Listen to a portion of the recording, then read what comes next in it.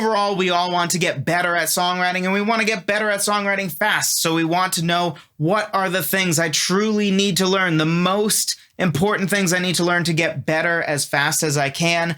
So in this video, we're going to talk specifically about what we need to learn about lyric writing to get better at that side of songwriting. All right, so how do we get better at writing lyrics really fast? The number one thing that I think you should do if you're not doing already is to get in the habit of journaling or doing random prose writing or object writing or morning pages. And really all those things are designed to accomplish a fairly similar goal, which is to be able to dive into talking and writing with a lot of vibrant sensory information that's really visceral, and they're all designed in different ways. I'm not going to dive into each of them. You can look them up if you're curious. But really the idea behind journaling or just doing random prose writing is this idea of you don't want to be in the habit of your writing usually looking like you sit and stare at a blank page and do basically nothing and you always have writer's block. No, we want to get to our writer self, into our creative mode, diving really, really deep as quickly as possible, and also learning to turn off the internal editor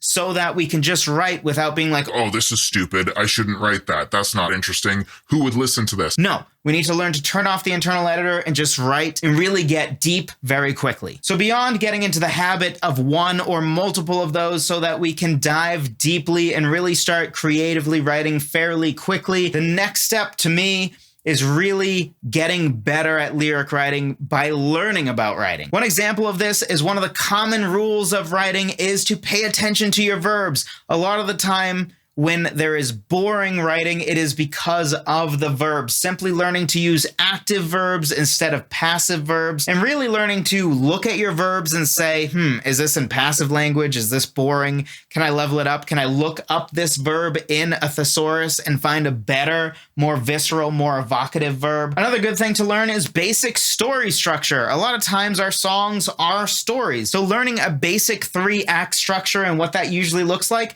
often that correlates with a song. If you have a song that is verse, chorus, bridge, chorus, which is a pretty standard song structure, a lot of times your chorus is very theme driven, and then your story usually is in your first verse, second verse, and bridge, which aligns very closely with 3 acts. So you could have a 3-act structure in your first verse, second verse, and bridge, and then have the main theme in the chorus. Or maybe you have verse, chorus, bridge, verse, chorus. In that case, you may want to have your 3 verses be the 3 acts in a 3-act story structure, but then the actual climax is specifically in the bridge, the climax of the story. You don't want the climax musically to be the bridge. Usually you want that to be the chorus. But story-wise, the climax of the story certainly can be in the bridge. And then learning things like meter. Learning meter is probably the single most important thing to learn about lyric writing specifically, or poetry specifically. I think meter is way more important than rhyming. Rhyming is super overrated, and frankly, you can just look up rhymes using websites like Rhyme Zone. Rhyming, not super important. Meter, very important. Generally speaking, just be a student of writing generally, and then poetry and lyric writing specifically. Then to me, the next obvious step to take to get better at lyric writing really fast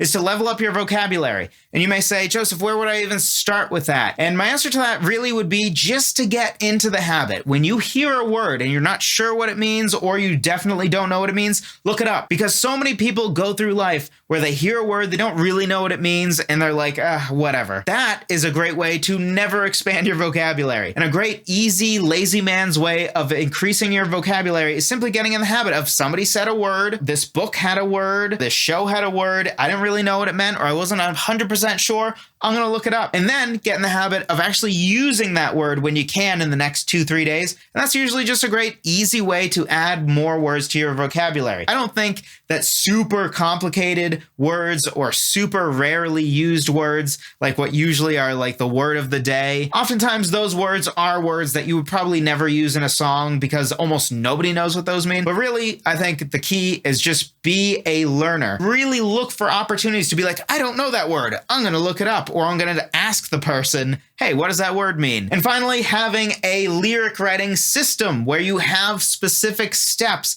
rather than just sort of being in chaos mode all the time, where you're just like, hey, Joseph, improvise poetry. Like, well, of course that's not going to work out.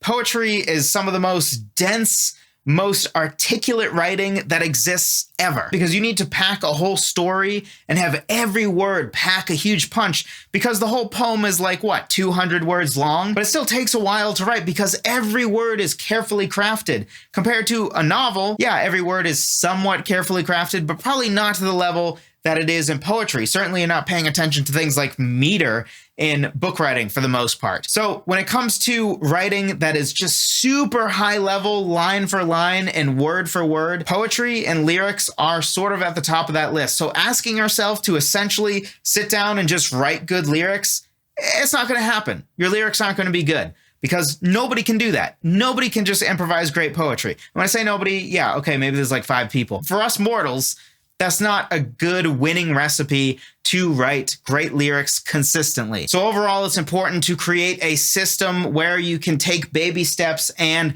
write great lyrics over time, not asking yourself to simply write great poetry. And a great starting place for that, you can check out my 6-step lyric writing checklist. It walks you through the 6 steps that I go through, and it will walk you from the very beginning, just coming up with a basic theme idea or song title idea, all the way to having great lyrics that you can be proud of that pass what I like to call the frame test. Basic idea of the frame test is if you took your lyrics, printed them out, put them in a frame and put them on the wall, would they still hold up? Would somebody just read your lyrics and be like, wow, this is really deep and insightful? Or would it fall flat? Because a lot of songs don't have lyrics that would hold up as poetry. They sort of compensate for that or cover that by having great melodies or being pop music so people don't care. Overall, music, the arrangement, and how good the production value is and how good the singer is can be a crutch that makes it so people don't even notice how terrible the lyrics are. But if you print out your lyrics and put them in a frame and there's no music to go along with it, it's just people reading your lyrics, then it really needs to be able to hold up on its own as poetry. To me, the ultimate marker of great lyrics is lyrics that are great on their own and don't need the crutch of melody, music, arrangement, a great singer, or anything like that. So they are lyrics that pass the frame test. So if you're interested in that, be sure to check out